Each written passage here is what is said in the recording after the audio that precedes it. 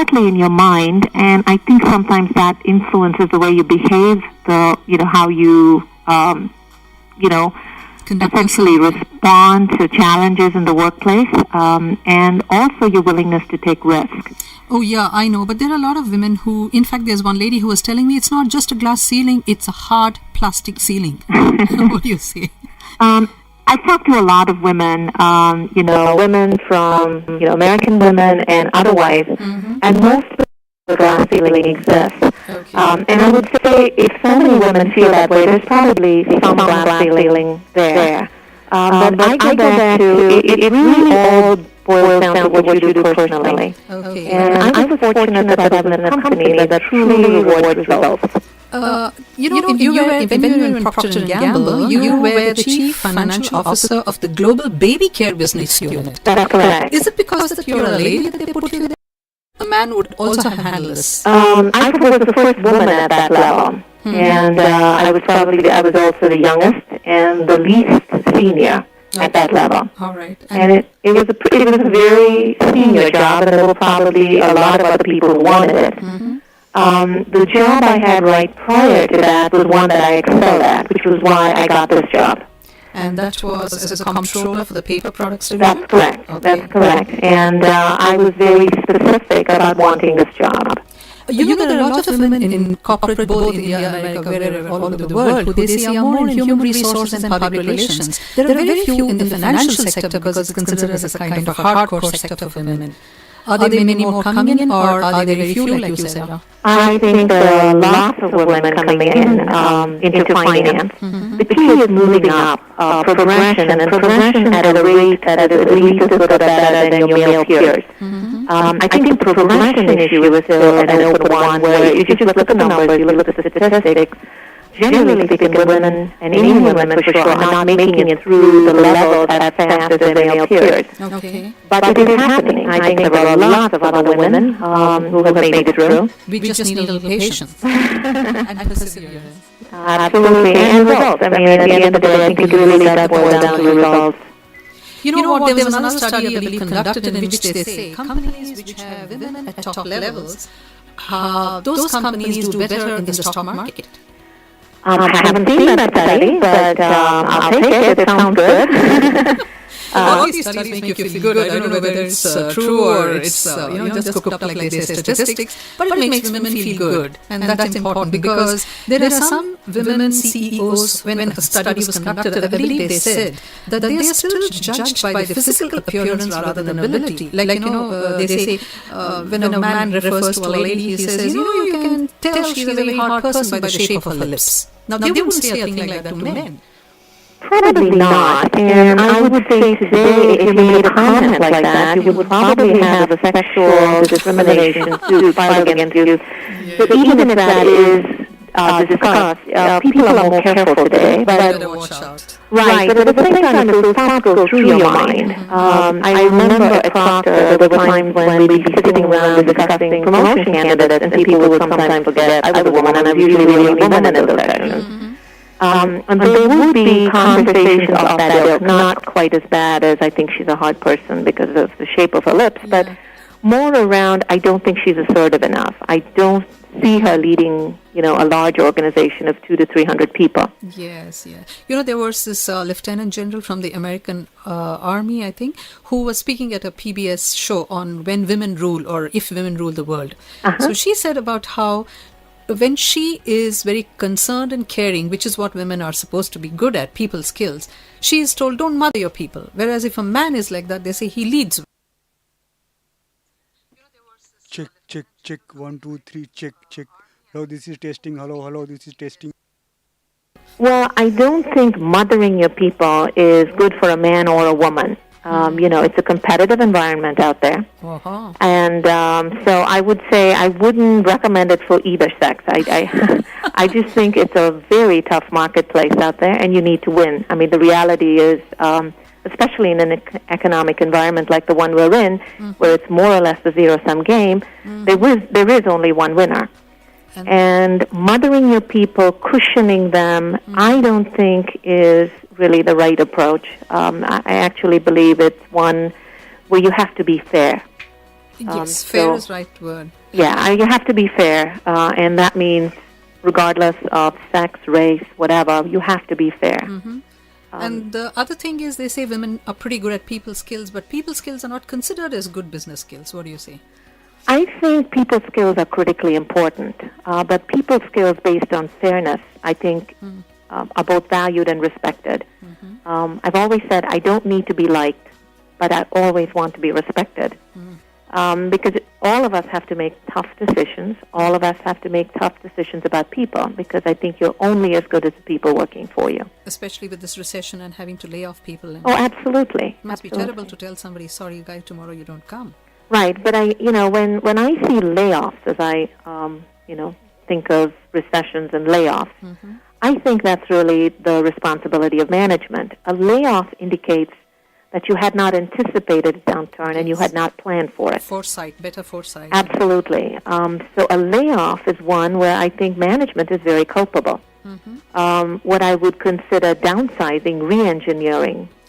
Instead of kind of blowing up and splurging when everything is doing well, it's better to save for the rainy day. That's what Absolutely, and manage your workforce accordingly. So you got to be prudent, because once you staff up, trying to pull back later, the only way you can do it quickly is with a layoff, and that's terrible indictment on management in terms of how they were managing the business.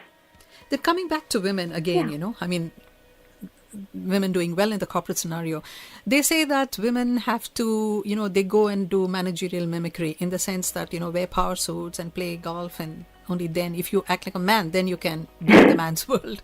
Does it really happen so? I don't play golf. I think it's a terribly boring game. I do play tennis, which I enjoy a lot more. Yeah, okay. But all the golfers out there won't like that. Well, golf is more of a corporate sport, but I'm not going to play golf just because I think that's the right thing to do. All right, okay. I do believe, however, that you have to fit in. And fitting in, I believe, is a combination of people trusting you, and as well as ensuring you maintain your independence and your femininity, or whatever you choose to maintain. If you don't want to be feminine, that is your choice. Okay. But the most important thing is what I call being accepted. And I think for a woman, the best route to go is to be respected first. Absolutely. For anyone, I guess. In any relationship, I think respect for each other is important. Absolutely. Now, you use the word feminine. The thing is, again, there's a study which says that women in the corporate scenario are more interested in pressing the uniform of the team rather than, which means they get into the nitty-gritties rather than leading the team. I think that's an unfair statement. And but if that is what women do, or if that's what a woman does, then I don't think she should move up the organization. But I think what she would need is a mentor, somebody who takes a genuine interest in her. Okay. To essentially help her navigate the corporate waters. And when I go back to when I joined P&G, I had no American degree. And so I came straight out of India to a company which mostly hires straight out of MBA school. Okay. So when I interviewed, they essentially offered me a non-management position. And I've never figured out why, but the current CFO, former CEO, the current CEO, are all people I worked for who for some reason took an interest in me. I've never figured out why. And while I would not say there was a formal mentoring relationship, there was definitely a very informal mentoring relationship. Do women feel comfortable mentoring other women and facilitating the success? I mentor both women and men. Okay. Both regardless of race or gender. But I think it has to be a natural thing. There has to be an atmosphere of mutual respect where both parties feel they're getting something out of it. And it's about helping the other person understand things that they're doing right and things that they're doing wrong. Okay, but because you see, when you're mentoring, you also have this threat that the person I mentor could overtake me. And that usually does happen eventually. But a really good mentor essentially allows that to happen.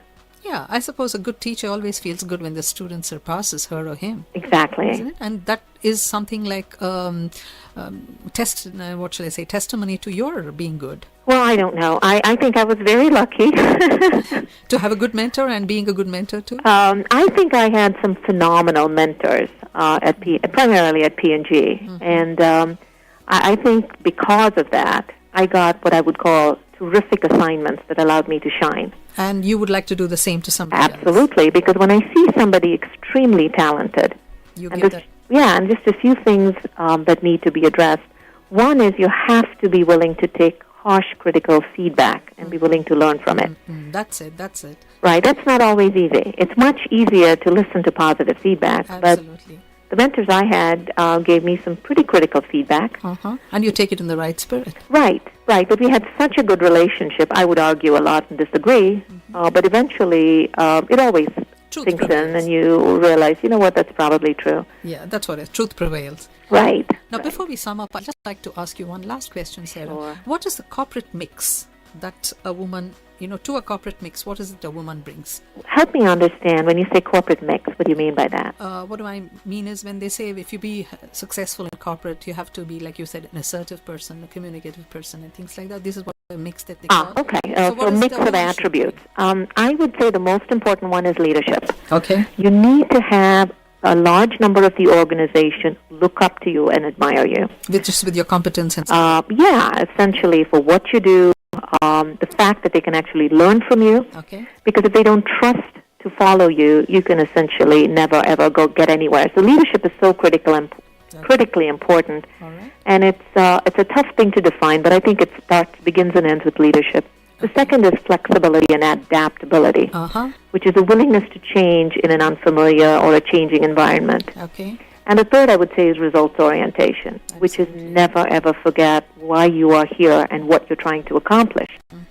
And the constant adaptability and leadership is all about being able to change direction and motivate a large bunch of people to follow you, even though they're not quite sure if you're doing the right thing, but they have to trust implicitly. And if you do this, the glass ceiling... There is no glass ceiling then. Through, that's all. Right. Thanks a lot, Sarah. It's great having spoken to you about this. Thank you, I Chaya. wish you all the best, and we hope that you will shine in corporate America like Thank the bright you. star you are. Thank you. This program was brought to you by Guild of Women Achievers, which hopes to connect women globally so that they can access each other's products, services, and expertise. Do log on to www.womenachievers.com. Calling, hello, bestie bolo, what's your vibe? Attendance, keep tension, our crush goes full inside. Dos bien and del bien, host girls on air. We keep it real, we keep it mean. Campus Girl Radio. Somebody blow the heat bar, but it's there me. Check, check, check. 1, 2, 3. Check, check, check, check. Hello, this is test. Mixing tracks como si fueran pros, pero el ritmo no siempre lo salvo.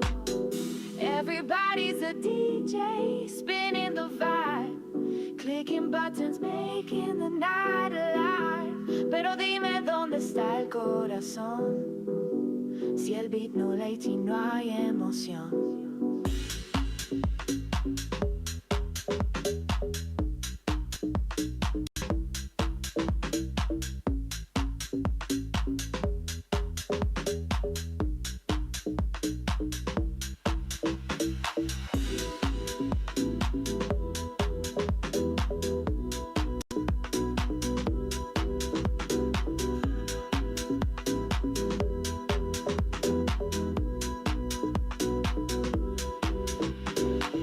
En cada esquina una consola brilla, gente mezclando con una sencilla. Pero el arte no está solo en sonar, es sentirlo, hacerlo vibrar. They drop the bass, they crank it high, but do they feel the sparks in the sky? La música es más que un botón, es fuego en el alma, una explosión. Everybody's a DJ, spinning the vibe, clicking buttons, making the night alive. Pero dime dónde está el corazón.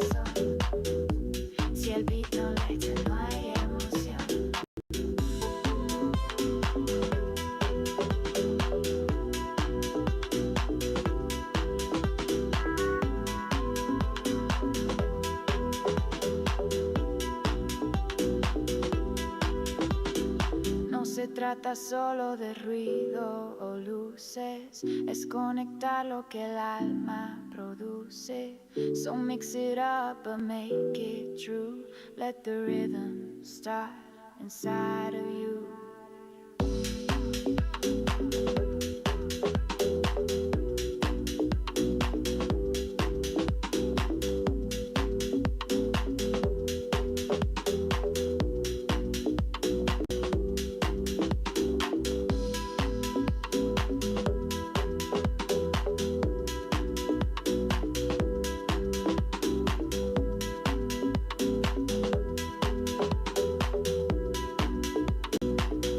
Right here, right now.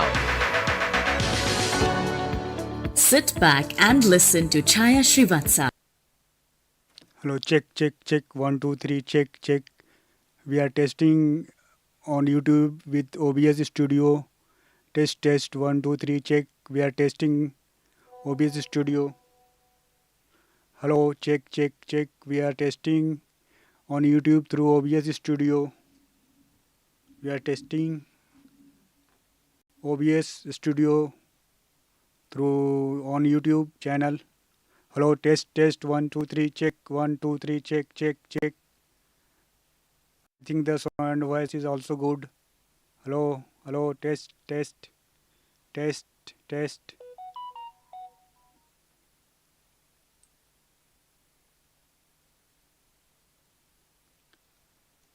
India, Infosys.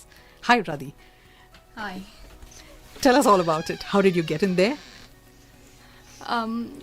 When I graduated from BMS College of Engineering, I got my BE in electronics, and Okay. we were having on-campus interviews. Now tell me, how many girls were there in your class when you did your B electronics? We were 13 girls out of a class of about 90. Okay, that's not so bad. We were growing in size, yes. Okay. So the buzz on campus was that this company called Infosys was coming to our college, and we had heard that they only hired people from IITs. Okay. But we'd heard that they had got a grant from the Karnataka government and were asked to hire local engineers from people in the state. So I took the exam along with my friends. They had an exam and an interview. And I subsequently got a letter which said, due to our limited manpower requirements and large number of applicants, you're on the waiting list. So I thought, oh, it's just a matter of time. When an opening comes up, I'll get a job there. Oh, you're very optimistic, I must. Well, I thought that's what the letter meant at the time. I was Yeah, I only suppose. 21. So a few weeks later, I happened to meet my classmates, and one of the guys, and his name was Nagasama, he had taken the exam after me. And he said, you know what, I just got an offer at Infosys. And wow, you must have felt very, very let down. Well, I said, wait, when did you take the exam? When was your interview? And I compared notes with him. And I said, but I took it before you, and I got a letter saying I should be on the waiting list. So what did you do about this? It didn't sound right to me, and I knew where the office was, which was in Jayanagar 5th block, and my grandmother's house was in T block, and I know we go often to see my grandmother, and I thought, let me go check it out. So I went to the office. The first time I went, the secretary said, well, the manager's busy, come another time. I went back again. I made several trips. So and- you're one of those persistent types, huh? Well, I wanted to join the company now more than ever. So That particular company, or it was just like I needed a job kind of thing? well, I needed a job and I wanted to join a private firm for Okay. whatever reason. I don't remember now. Well, so anyway, I was persistent, and finally one day I got all managers sitting together in a room, and they said, well, you know, if this is not a public company, you say 9 to 5 and you go home. Sometimes we have to work late, we have deadlines. You know, you need to work, you know, whatever, depending upon the schedule. And I said, sure. And then someone else said, well, we might send you abroad to America or Europe. Would you be willing to do that? No, I just want to ask you here, Radhi. Do you think these kind of questions are, sent through to only women candidates, or do you think men are also asked similar questions? I don't think men were asked that. Asked, At least I didn't think so. But at that time, I was so intent on getting the job. I wanted to know what their concerns were. Correct. The other concern, one person said, well, if we send you to America and if you marry someone, then your parents will be mad at us. And, and I said, so finally, I said, okay, if you want me to work late, I'm willing to work late. It's not just 9 to 5, whatever it takes. Okay. You might send me abroad, I'm willing to go abroad. If I marry someone there, you will not be held responsible. Will you hire me now? Then So you were interviewing them, like? Right. I listed all the points because that's how it seemed to me. Then one manager, I think his name was Raghavan, he said, well, the reason we didn't really hire you was because your score was marginal. I said, in that case, why did you send me the letter that was on the waiting list? Gosh, you must have been some tough cookie for them. Well, then another manager said, okay, tell you what, we'll hire you on a temporary basis for 6 months on probation. We'll see how it works. You start Monday. I said, fine. So I was very excited. I was going to start work Monday. But even though they told me it was on a temporary basis, when I started working, they asked me very first day, can you open an account in the local branch in Jayanagar? Because they did a direct deposit of your salary. And then I saw construction going on in the office, and they were building a ladies' bathroom. Wow. I also saw that the memos changed from just Dear Sir to Dear Sir/Madam. Okay. So I didn't realize that I had caused all these You changes. were creating history. So it was all very exciting, and we had to catch an auto and go to Maiko, where we did our programming. We had to take off our footwear and go into this glass room and work at the monitors. And Mr. Narayan Murthy used to be programming there, and he would wear these headphones and he'd be programming, with his Walkman, and we would all look at awe with him like, wow. That's the way. Here's But a big guy. right, but meanwhile, we were not allowed to program directly. We had to write it in pencil, and this was in COBOL. And and engineering students usually don't study COBOL. That's a business language. We study Fortran and Pascal. So they taught us COBOL in 3 days. We had to write programs in COBOL, and we had to write it in pencil. And they told us do a pencil run and don't compile too many times because they checked the number of times we compiled.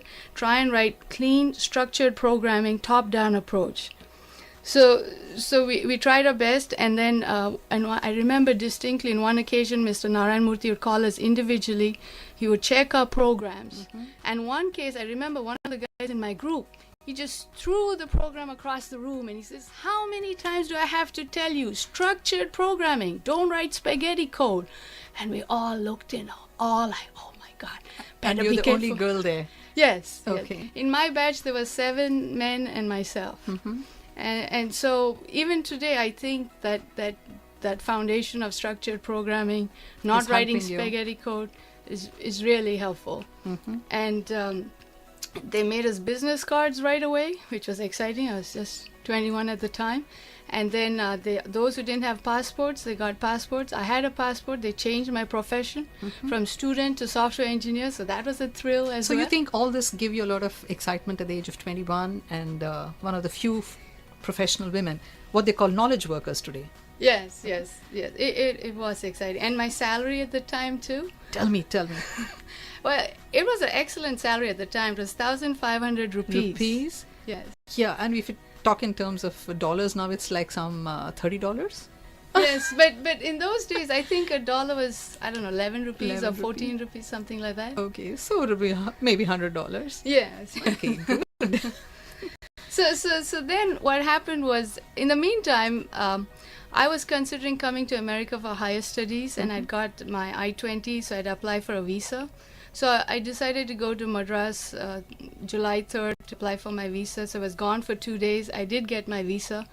In the meantime, they were so concerned. They thought I was sick or something. They sent one of my coworkers to my home to inquire about my health and why didn't I show up at work.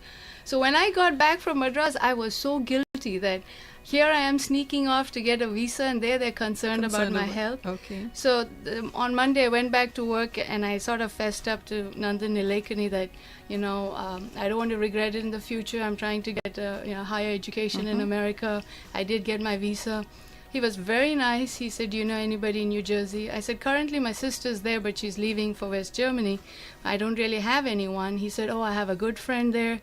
He gave me his name. He gave me his phone number. He said, my friend will help you.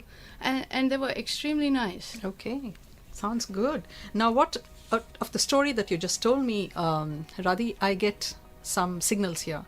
The first thing is persistence. For women who want to get what they want, persistence is important. Oh, absolutely. Now, if you had just said, oh, I wasn't selected, so I didn't get selected, if you just kept quiet, you would have missed out a wonderful opportunity. Certainly. Am I right? So that's the first lesson. Next thing you said, they were asking you, working late, are you ready with it? Right. So those women who want to break the glass ceiling and things like that, it's important for them. Right. that they should be ready to work erratic hours and Yes, I think it's extremely hard for women and later on when you have children to do this, but I guess to succeed one has to somehow manage and accommodate that. okay. And the next thing you said, they asked me if you're willing to travel, so mobility again. Yes. You were willing. Now I'm just repeating this, so for those women who feel, oh, women can't get ahead in life, it's only the men who get ahead. Now these are some of the indications, right? True. The other point to remember is since I was in India with my family, I wouldn't have the opportunity to travel. Usually you'd stay with your parents and then you get married and then you live with your husband's family. So to me, it was very exciting, the possibility of travel and to travel by myself. And maybe that wasn't the norm, but it was actually a plus for me. And there was one concern that they expressed. Suppose you go abroad and marry someone and your family might be upset. You did marry an American. I right? guess they were right. Spear. I guess they were right, but it didn't go to Infosys account. right. Right. Yes. But were your family upset? Initially, yes, but they got over it and now they're very happy. Okay. And tell me about the party when we were just informally chatting. You told me about the party you Oh, attended. yes. So the very first day I start work, they said that they were going to celebrate some accomplishment that they had, and there was a party that evening. So I thought, here I am put to the test. Day one, I have to show I can stay late. I'm part of the team. I'm not leaving early because I'm a girl. It's getting dark or something. Okay. And luckily, my grandmother's house was close by. So Again, I want to just interrupt you. This is an 84. Right. When things were not the way they are now. That's okay, right. with more women coming into the workforce and things like that. Right. So it was a big decision for you.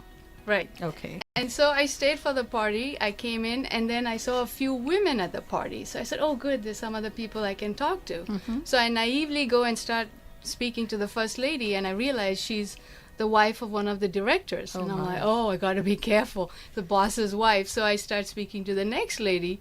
She's another boss's. So they're all bosses' wives then? Yes, because there are no other women there. Then I realized, and meanwhile, all my co-workers are looking at me like I have easy access to the, the wives of the bosses, and they are all stuck on the other side of the room. And I thought, okay, this is not fair. So I kind of backed off and hung around with my co-workers. Yeah, that's But, what I call teamwork. You could have taken advantage of it So then I went back to my grandmother's house, and the next day I came to work in the same in clothes. the same party clothes.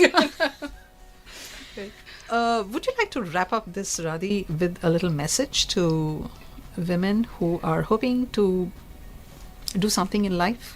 Well, I think what you said was very true. Persistence does bring success. If you really believe you want something, work hard and persist, and you will succeed. Okay, and here is a successful woman saying it. Thanks a lot, Radhi. It's been fun talking to you. And you had a good start in life with a good company who have very women-friendly policies. And I'm told today 17% of the women force in Infosys are women. Wow. Well, thank you for having me. Bye-bye. Views expressed by host, callers and guests of Anil Ki Awaaz are not necessarily that of the station and Avasa Communication Inc. or Ethnic Media Group Inc. All calls may be taped and edited for live broadcast or later broadcast. Each caller is allowed one call per month on this show. That program was brought to you by Guild of Women Achievers. Guild of Women Achievers is a global network of women hoping to project role models like Radhi Spear. Log on to www.womenachievers.com. Campus Gal Radio. Your voice is heard right here. Campus Gal Radio. It's not just talk, it's connection. Campus Gal Radio. Sit back and listen to Chaya Srivatsa have exclusive conversation with women from different professions. A Sochcast brought to you by the Guild of Women Achievers, a global network of women with amazing talent, achievements, and a great story to tell. These interviews were done over 15 years ago. Hello and welcome to this edition of Woman of Substance. Today we have with us in the studio a very interesting lady called Uma Swaminathan. Hi Uma. Hello. Nice to have you here. Oh, thank you. Uma has 3 hats that she wears, and I'd like to start off with the first one that she wore. She came to the United States as a young bride many years ago, like many young Indian women do come here. And she was a dancer, and she said she joined the famous actress Padmini Ramachandran's group and danced in her group all over India, all over the world. Am I right, Tuma? Oh, yes, absolutely. And you enjoyed it? Oh, very much, very much. That was kind of my first love at that time. Why did you say at that time? Why did you give up dancing? Well, as you grow up and, you want to do other